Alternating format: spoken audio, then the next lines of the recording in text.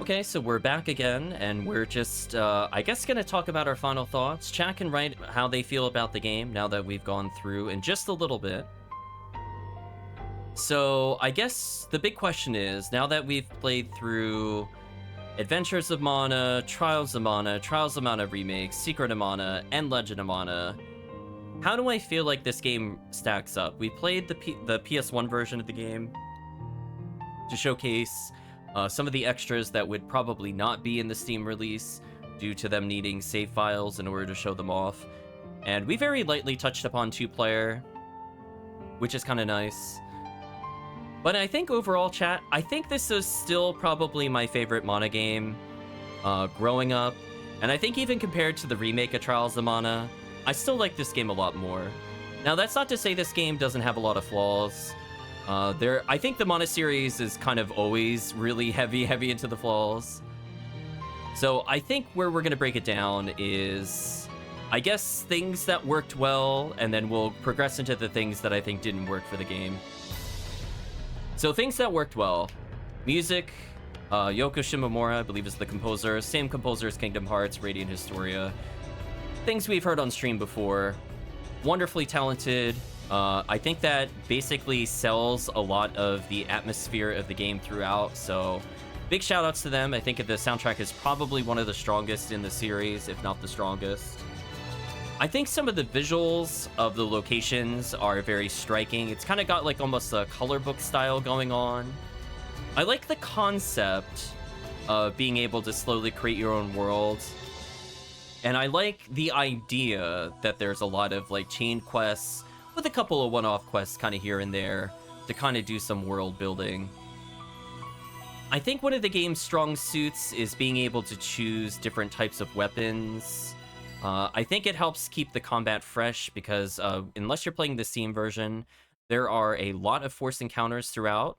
But fortunately, combat is generally very fast-paced, but it has a lot of potential depth to it. So I think one of the biggest strengths to me, some people might disagree, would be the skill system with the game. So I think I like slowly unlocking the new abilities. So for example, if you do crouch and jump, you unlock high jump eventually. I like that by holding those skills, you can learn new special techniques for your weapons. We'll talk more in the flaws section about why it's not a perfect system there, but I think from like a beginning standpoint, it adds a lot of replayability and it helps pass the time in some of the longer stretches of the game. I think where the game kind of struggles is, as funny as Mantaprex says it's a world-building game, it actually really struggles with the world building. So it's one of those weird things where it wants you to kind of go into an open world, but at the same time, it's not going to explain like a lot of the system mechanics. And it's also not really gonna ease you into like basically any of the quests. So aside from the main one involving the Jewel Hunter, a lot of them are just kind of like standalone, and then they're kind of done within like 3 quests, and they don't really have an impact on the rest of the story. So I think that's kind of unfortunate with the way they set it up. I think some of the reoccurring characters were interesting. I think their execution with it was a bit off. I just find it really weird in a game that lets you have so many different choices for whether you pick a side in like a battle of like demons versus fairies, that you just kind of side with a demon at one point and you just go along with it and nod. I don't know. There's some very questionable moments in the game where I don't know what they were intending the protagonist to react to or to like interact with said world. And it feels very forced in some of those quests, which I feel is very unfortunate, given how free it is. Enterpexes probably could have more than 68 quests if they can. I don't even know if numerically the quest count matters. I think it's more just like the fact that a lot of these quests without a guide, you're just not gonna see. Like, the placement of the dungeons, which help determine difficulty, which I think is an interesting mechanic. I don't know whether or not I think it was successful or not. I'm still kind of mixed on that personally. But the fact that there's ones where like you have to know that a certain elemental level has to be with a certain building or else a certain quest doesn't activate means that for people that are looking to 100% completionist the game when it comes to plot, it is really, really, really easy to mess up these quests it is really, really, really easy to place buildings in the wrong order. It is really, really, really easy to do quests in the wrong order and lock you out of other quests as well. So I think it's a bit unfortunate with some of the execution there, and I think that does drag it down for some people. I know for me, I can kind of get through it, but I totally understand for people that don't want to sit there. This is a game that I think even more so than like a Suikoden, you have to sit there with a guide. It's like, I don't know. It's just, it's too dependent on it if you want to get all the quests, which I think is kind of unfortunate. I guess kind of a mixed thing, kind of going into, I guess, of the flaws of the game. I like that all the weapons do feel different. It has a combination of like light attacks and heavy attacks. There are some unintended bugs with the game, including being able to like power attack cancel, and things like canceling your light attack into light attack is pretty overpowered on most weapon systems. So like if you want to be challenged by the game, there's only a couple points in the normal playthrough that are hard, quote unquote, and the rest of the time you could kind of cheese the boss. There's a few weapons in particular that we played with that were clearly better at just not playing the game. Like if I just have that weapon out, the boss literally will go from 100% to 0%. It will not get out with any specials. It can't super armor its way out. It's straight up infinite. There's nothing the boss can do. There's some bosses that have anti-infinite preventions towards the end of the game, and they kind of ignore your hits to an extent. But there's still some attacks that ignore that as well, and those are like your uppercut attacks, which you can input with certain directions and power attack. So there's still ways to just cheese a lot of bosses, sadly. And I think one thing, like, even though I like the ability to unlock weapon techniques by, for example, if you have a technique that involves flying through the air and then, like, smacking downwards with your sword, for example, that unlocking things like high jump, double jump, moonsault leads to the unlocking of the skills. It's not always clear what you need to do to get to another skill. And I think some of that just has to do with like the era of the game where they're just not going to explain those things to you. So some people might have a very mixed feeling towards combat if you don't look up how to unlock the different skills. Since I know, for example, like things that involve like counterattack and counter-strike are not things I would normally unlock in a personal playthrough, or anything that requires like 26 uses of cheer across the game, I would basically never do, because I just don't like that skill. Chaining combos with weapon special skills would be great for a YouTube short. Maybe. It's not that hard to do. But it's one of those things where, like, it's certainly intended combos. Like, you can do, like, a power attack into an uppercut. And those that's not a glitch. That feels intended. And I think from that standpoint, even that can kind of cheese a lot of bosses.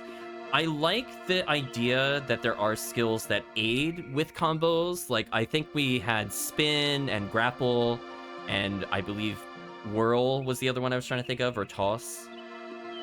That help you kind of do for, like, really long combo extensions on bosses. I actually really like that as a mechanic. I think that if you play as the way the game intends, you could set up some very interesting combos. But sadly, the combat is kind of broken, and that can be a positive for people. It can be a negative for people. So I'll leave it there. I had fun with it, but I like breaking games. So some people might choose certain weapon types and feel like the game is too easy. Or some people might choose things like staff and try to use magic and then realize how terrible it is and then never use it again. Big F in the chat. I think magic is one of the most useless mechanics in this game. I'm not going to lie. I think for the time it takes to charge up the ability, and even though it has great indicators as to where it's going to hit, it's just not worth doing.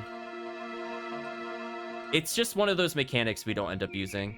To give you an idea, there's a lot of subsystems, and I think this goes into the bad side of things.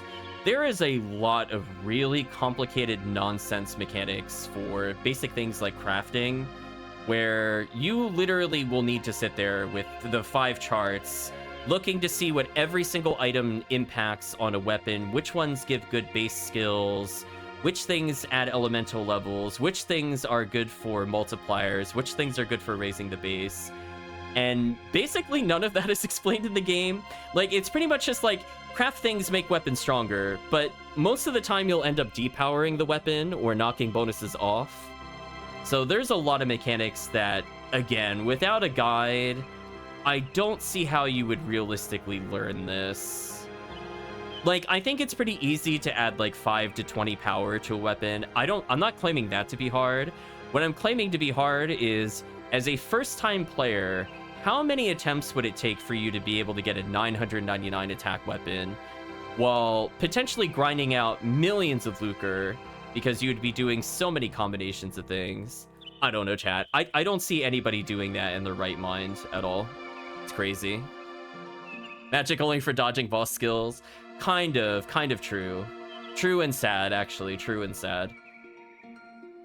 So, yeah, it's just one of those things where, oh, the other thing that I feel like I'm kind of sad about, and they could have done it, but they didn't choose to do it. This game should have been a 3-player game.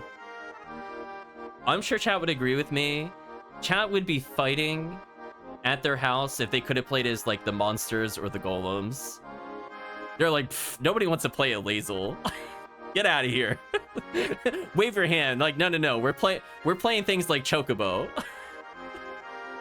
Definitely a missed opportunity, because that was the thing in Trials of Mana, and that was the thing in Secret of Mana 3-player. So you can have up to 3 characters. For the most part, the AI is decent. I think they kind of troll if they have moves like Tackle, though. So they love shoving enemies out of your combo, which really sucks. Sometimes they cooperate, and they lead to very silly damage. And some boss fights are very quick if they decide to cooperate. So overall, you know, we've seen much worse AI. They're, like, moderately aggressive. They don't dodge things very well, but I think with the way the game is laid out and like the mercy system of the revives, it's not usually super detrimental. Use the egg bomb duck, exactly. Yeah, I just feel like that would have been an easy win. I think that's definitely a missed opportunity from the game's perspective. I'm not a fan of having to talk to Little Cactus, which is one of the first companions you meet in literally the first 20 minutes of playing the game. To record your quest results every time you do a quest. That is really easy to mess it up and very frustrating to have to reset the game because you forgot to talk to him, leave, and then save the game to save your journal entries. So many ways you can mess up the 100%. But yeah, I think overall this game stands up. I don't think there's like anything that quote-unquote aged poorly. I think the graphics for what they are still really good today. I think the combat feels very smooth, even if it is a bit unbalanced. And there's a bit of jank to the combat, but it's not like glitchy, unusable nonsense like we've seen in some of the other games. I think what helps this game stand out, I think, in terms of combat and just general game feel, is just the fact that you are able to do like a combo system. And I feel like at no point in the game did I feel like a button I had on the controller was useless, which I cannot say about any of the other Monastery games. So shout out to them, I guess. I had the most fun with it. Hopefully, if they ever decide to do another game like this in the future, they remember to have a mix of abilities plus regular attacks. I think that makes the combat really fresh, in addition with weapon swapping, which is good. It's 2D Star Ocean. I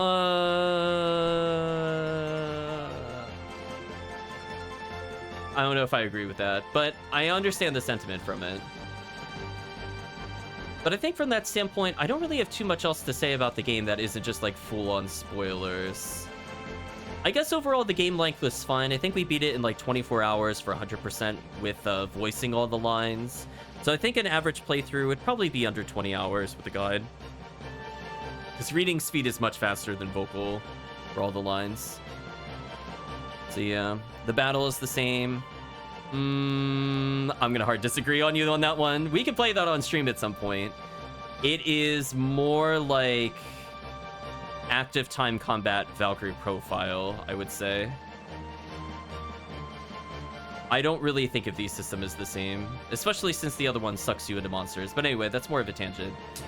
But from the standpoint of I guess the feel of the game, I wish the special techniques also didn't have like such a huge windup with them. It means you can't really combo them like you would be able to in like a Tales game, for example. So I think some of the combo routing is a little more limited just due to the fact that it is such a windup, which I think is unfortunate. So I hope that if they ever decide to remake this game, that if they can do a freeze frame or whatever, but I think it should naturally flow into combos. I think that was definitely a missed opportunity from this game. I know they wanted to potentially make it a more friendly two-player experience, and they didn't want, like, bosses to pause the screen, for example. But I think some of it was still a little off. I will say, though, in terms of mini-games, I did not like the collecting of the spirit mini-game at all.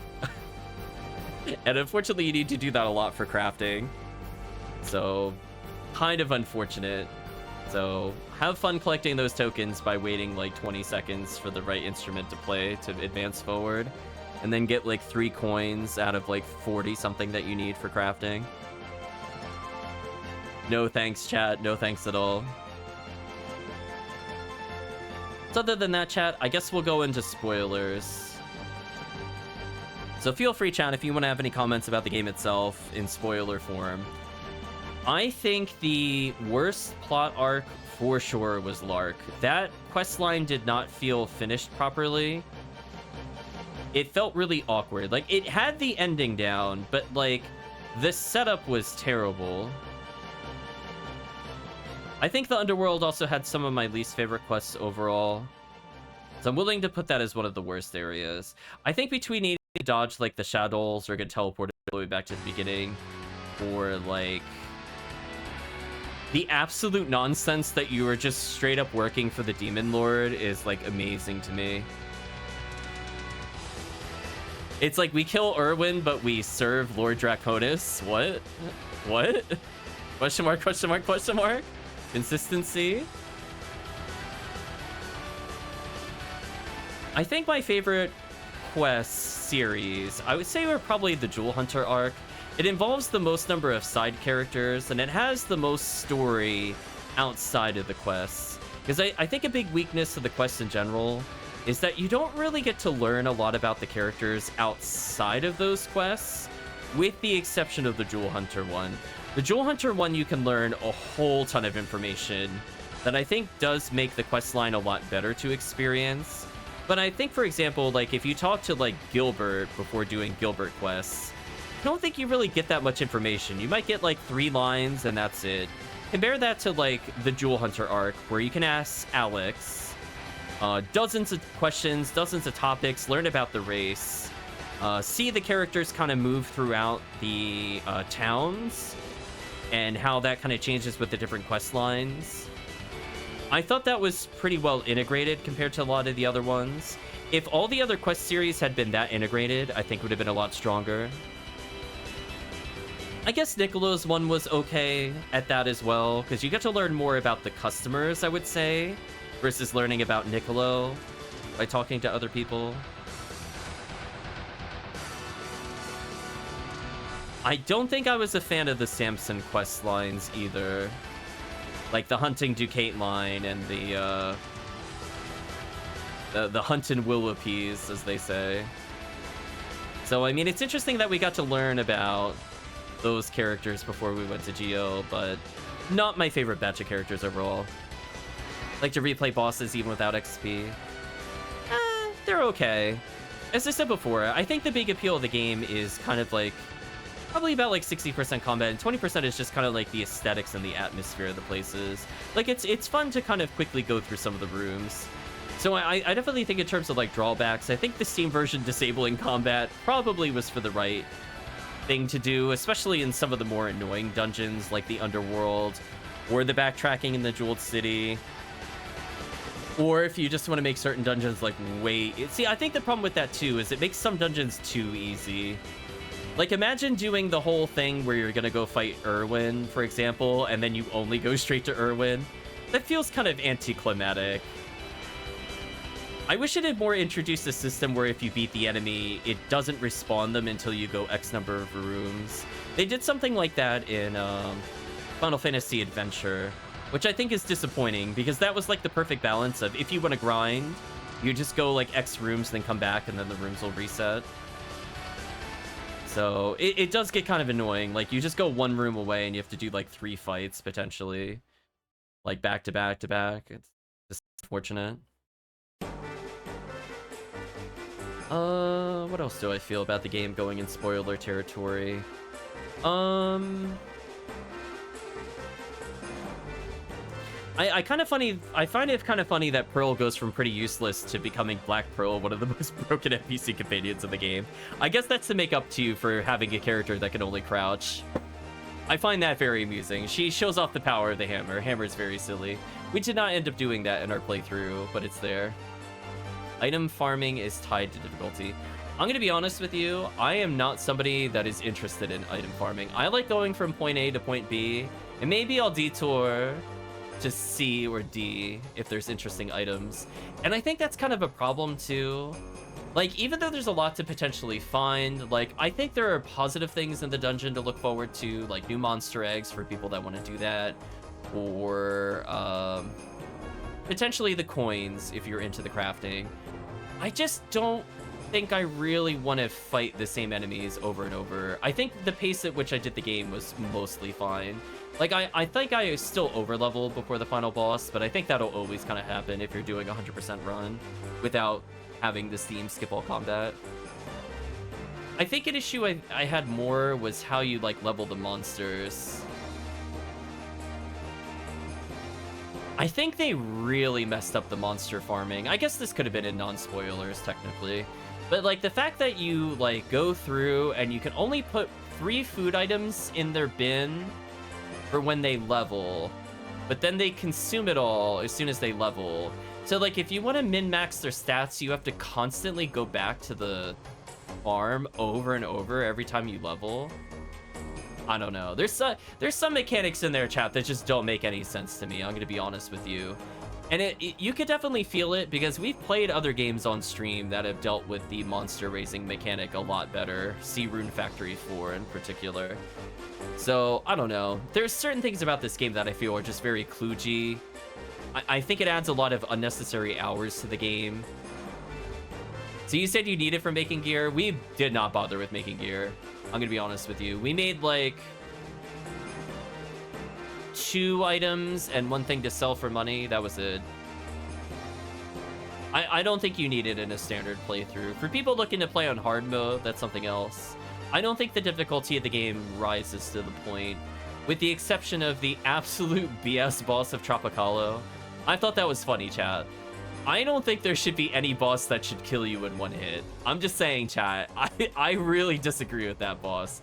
I don't know if they did the numbers wrong, but I should not die at 100% health from 1 move. I'm sorry, chat. I'm not a big believer in that as a difficulty determiner. Never forget, chat. The allegedly safe cage with the 1-shot boss. That was a choice. Yeah, it was very fair and balanced. I like that I died 3/4 screen away. I love that I died 3/4 screen away. Like, I didn't think it could possibly hit me from that far. It was over almost as far as I could go, because I still wanted to fight the other boss. And I got hit through that, and I'm like, wow, that thing is like 8 character widths from me. Like the plant width, not the player widths. Like, how did that hit me? What is the range on this attack? Well, GG, I guess. Plant bosses are OP. Yeah, that honestly feels like they messed up. I don't feel like it was intended to be that strong, especially compared to the rest of the game. Like, when Irwin does like 30% and that boss does 100%, that makes no sense. Good thing you can push them to one side of the screen. Kind of. Yeah, we got enough to like uppercut them once or twice to move them away. But we still had instances where the other one would then walk towards the other one, and then it just led to a lot of waiting. I just don't think some of the bosses were very well designed in particular. That boss in particular comes to mind, where I was just like, this boss sucks. Just like, this is just really not fun to fight. It's just a lot of waiting. Like, if you manipulate them and you have push, it's fine. But if you go in that boss battle without push, like, okay, you can uppercut them once and then they blink. Cool. I don't know. Not a fan. I'm trying to think. Were there any other really obnoxious bosses? Oh, that one desert boss. Yeah, but we weren't using Whirl and Tackle. But that's what I'm saying. That's what I'm saying, though. Like, you can't assume a player has that unless you game over on the boss. We went in with, I think, like, mostly useless skills, if I remember correctly, because we were just unlocking things at the time.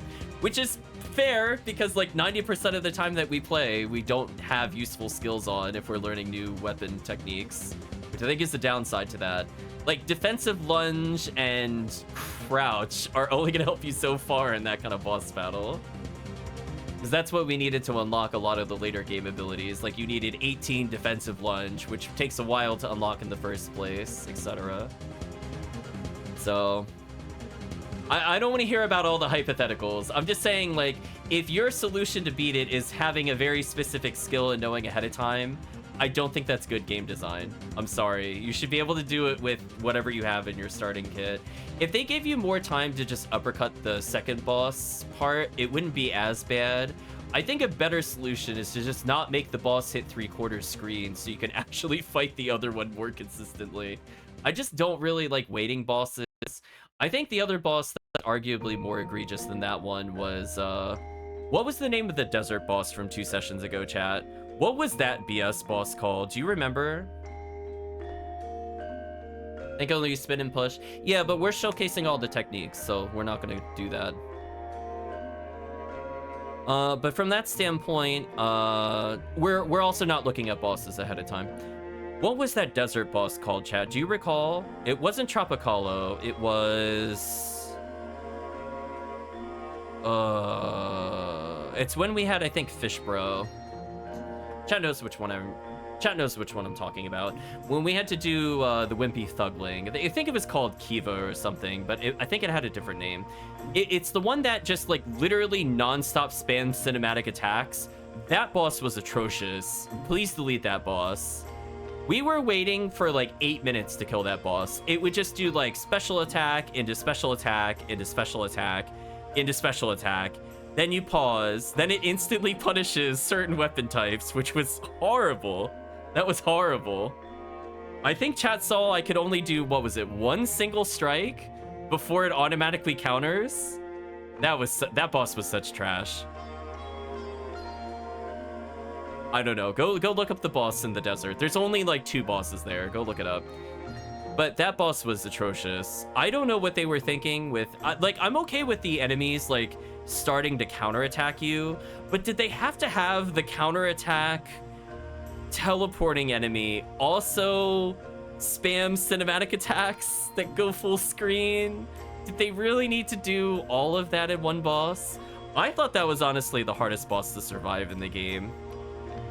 Like, say what you will about, like, the optional boss of Deathbringer, which honestly was not that bad. We just had to get a good rhythm, and that boss was pretty easy. I would rather do low-level bonus boss Deathbringer over doing that boss again. That boss was just literally, like, near constant waiting. There was almost nothing we could do with the weapon type that we had, because it literally punished between doing 2 light attacks. It is the only boss in the game that I think ever stopped us from comboing 2 light attacks before. I've never seen a boss so consistently stop you from comboing.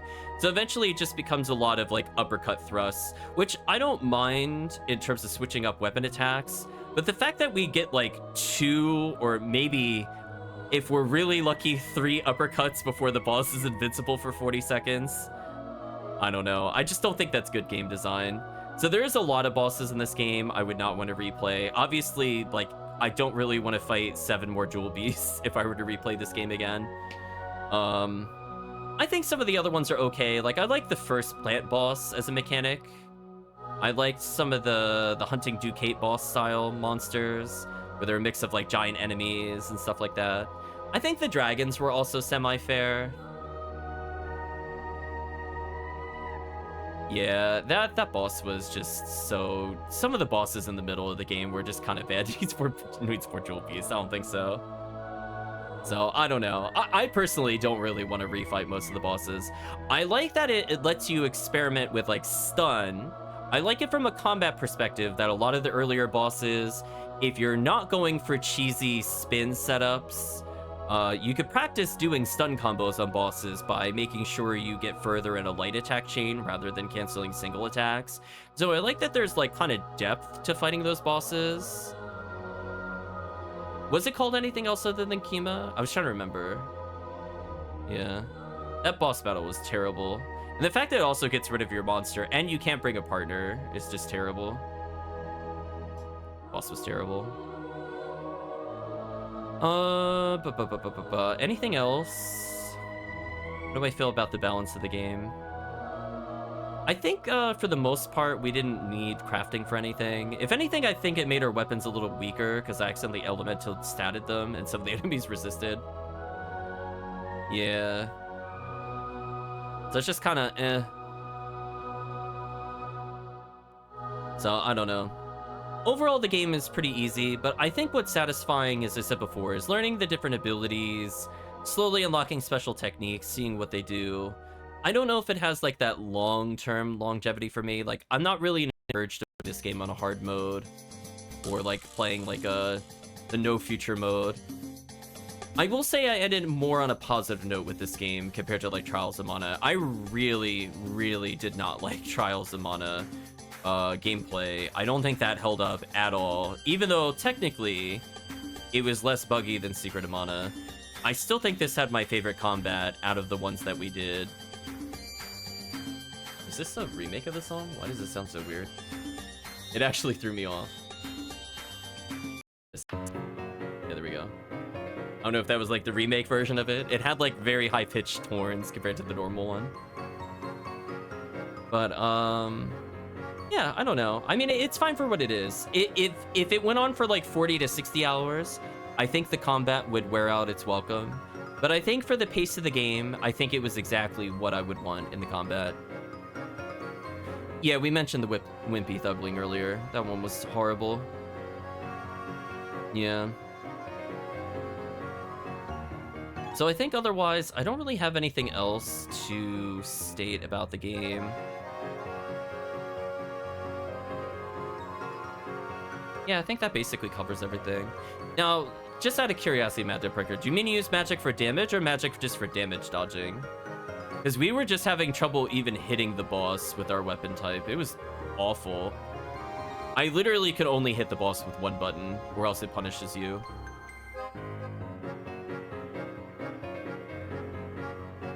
But anyway, chat can share their final thoughts. I know chat has very mixed opinions toward the little cactus in particular. But I don't know. I guess if they ever did remake this game, maybe I would play it. I don't know if I'm like clamoring to play the Steam version because I just own the PS1 version. Use magic instruments for less than 1 second cast. Oh, okay. Yeah. I don't know. I didn't find magic that useful to craft into, so we never bothered. But you also talked about grinding for items. As I said before, we did 0 grind in this playthrough. The only time I think we arguably did grinding was the Flying Fortress because I checked 2 rooms to level up technique. Like, that was it. We didn't bother with collecting coins. We just kind of went through. Chat saying the concept of the game seemed interesting, but Nina got privilege yourself or lock yourself. I was dumb. Also, way too much of the hard cactus.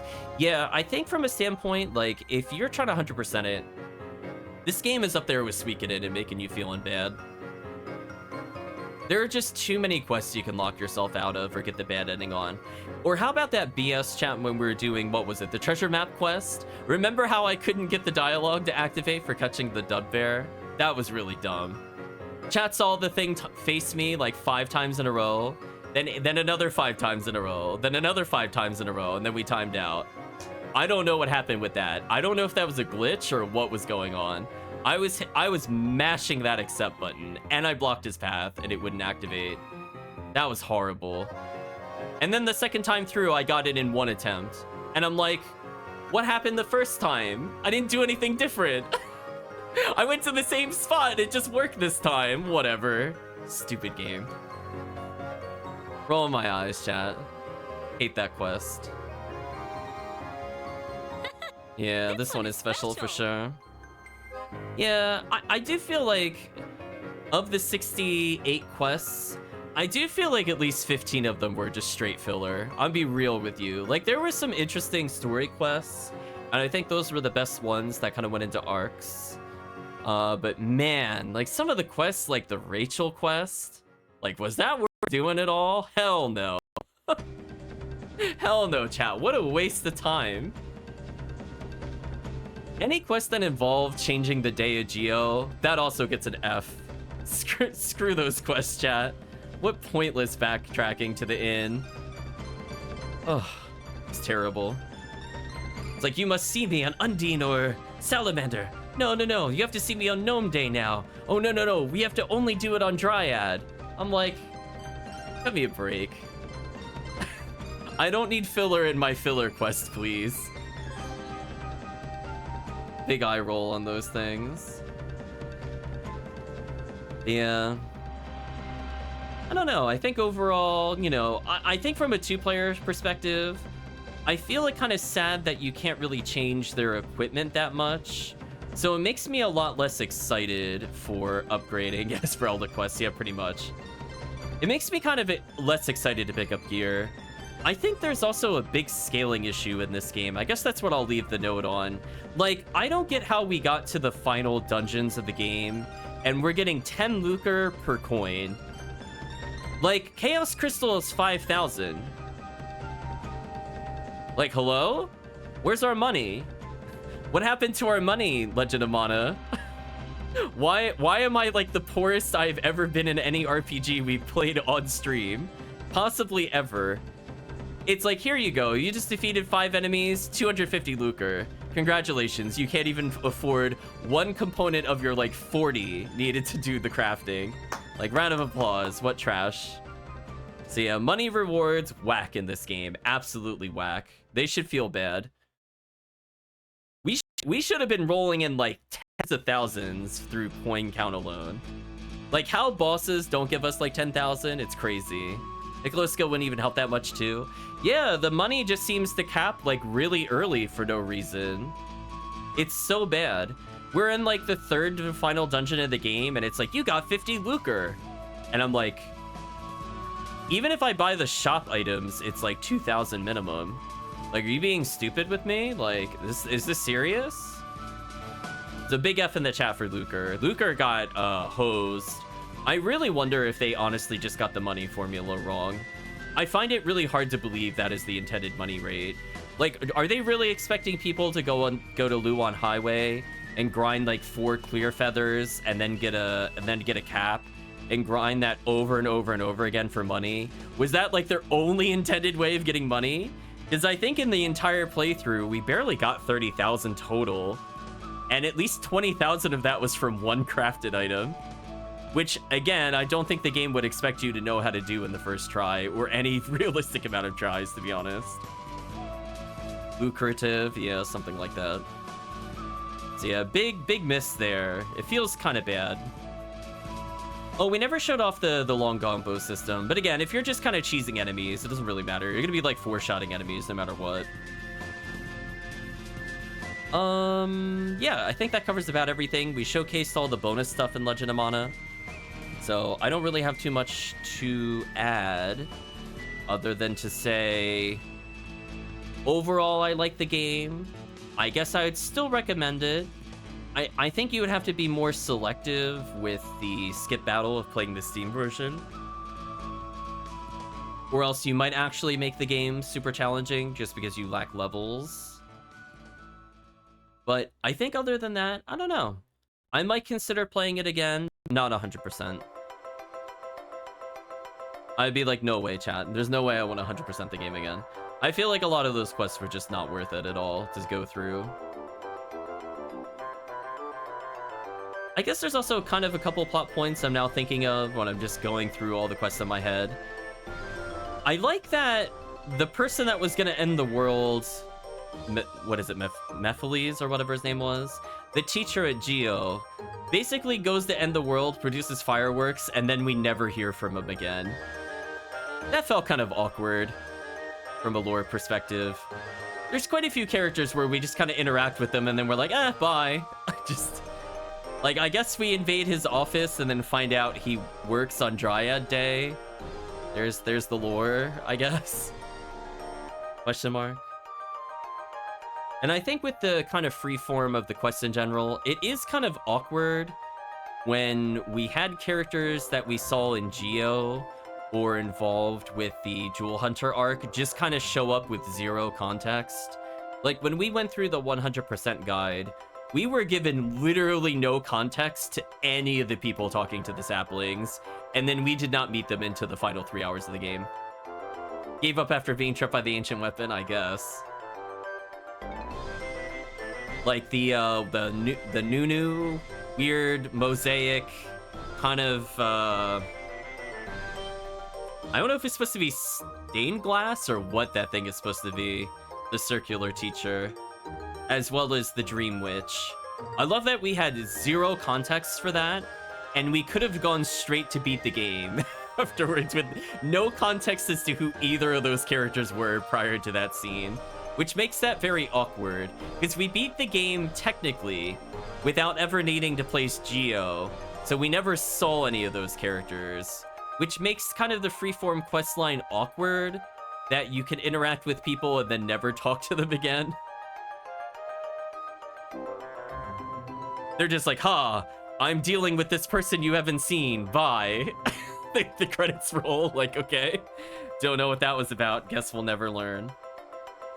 So, I don't know. I think it took some risks with the open world structure. I think for the most part, it did it fine. I'm not sure I really like them tying, like, quest unlocks to positions of things.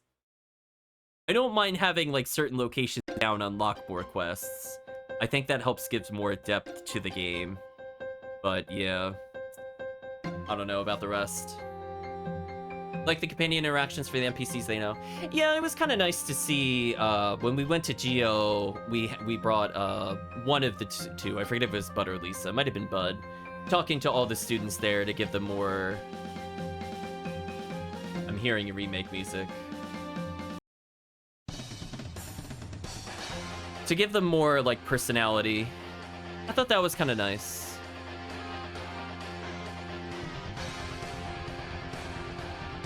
But anyway, chat, I don't have any... Now I'm officially out of things to add to the final thoughts. So overall, hope you enjoyed the playthrough. I'll think about if I want to play this game again in the future. But for now, let's go ahead and say goodbye again to YouTube.